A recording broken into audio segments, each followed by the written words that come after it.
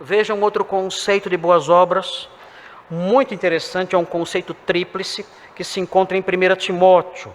É interessante como as epístolas pastorais realçam essas coisas.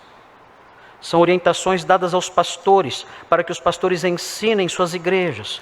Vejam uma outra boa obra, ou alguns exemplos de boas obras aqui, nesse versículo de 1 Timóteo. 1 Timóteo 5,10. Veja o que diz. Diz assim, 1 Timóteo 5,10, falando sobre as viúvas que deveriam ser socorridas.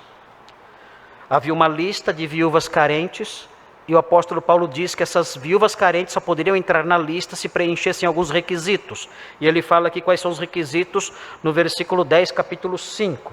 Ele aqui aponta algumas boas obras. Diz assim: seja recomendada essa viúva pelo testemunho de boas obras. E aí ele vai exemplificar essas boas obras. Vejam as boas obras. Tenha criado filhos. Alguém que foi exemplo nisso, na criação de filhos. Criar filhos de modo exemplar, de modo correto, de modo digno do Senhor, sob a disciplina e a admoestação do Senhor. Isso é uma boa obra. Se seus filhos são largados, jogados aí ao seu bel prazer, a fazerem as coisas segundo o seu bel prazer, entregues a si mesmos, você, pai, está realizando uma má obra. Criar filhos sob a disciplina e orientação do Senhor é uma boa obra.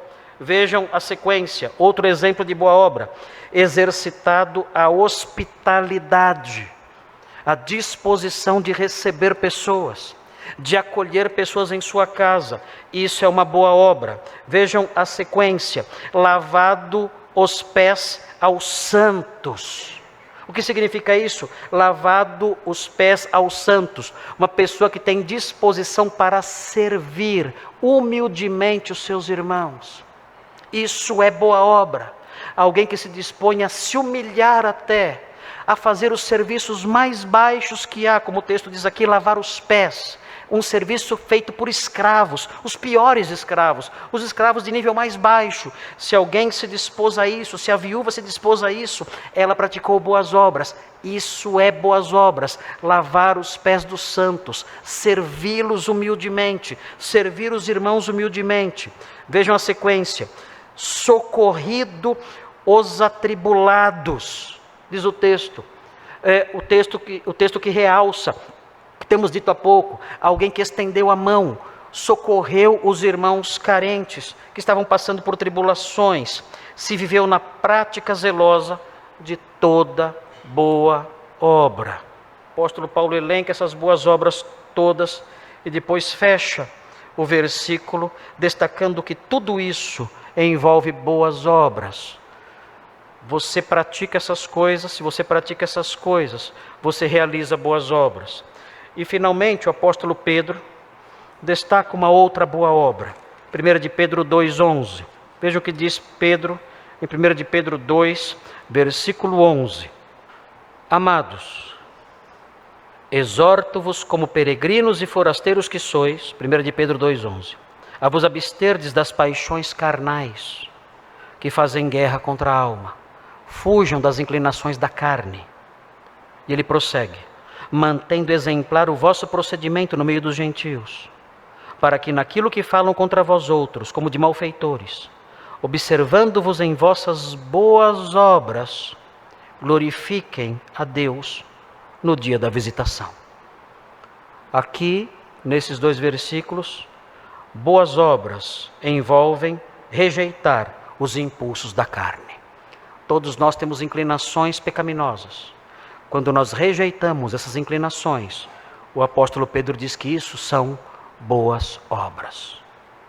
Estas são algumas boas obras que a Bíblia elenca: ajudar os irmãos carentes, criar bem os filhos, praticar a hospitalidade, servir os santos, rejeitar os impulsos da carne.